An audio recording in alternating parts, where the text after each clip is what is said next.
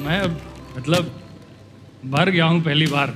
अरे ये बाप बेटे का रिश्ता ना दीदी ऐसा होता है, माँ तो बोल देती है ना कि लव यू, बाप बोलता नहीं है। नहीं बोलती, और सच्ची नहीं माँ के बोलती। लिए बहुत लिखा पढ़ा गया है, बाप के लिए कम लिखा गया है। मैं बाप के लिए 4 लाइन पढ़ता हूं।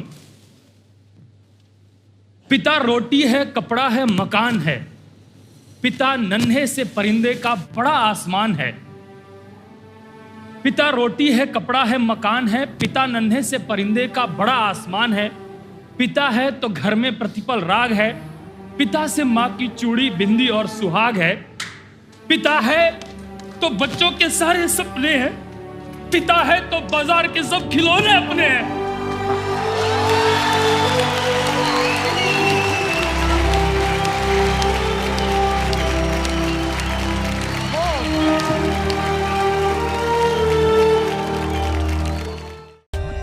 For more updates, subscribe to our channel, click the show links and enjoy watching the videos.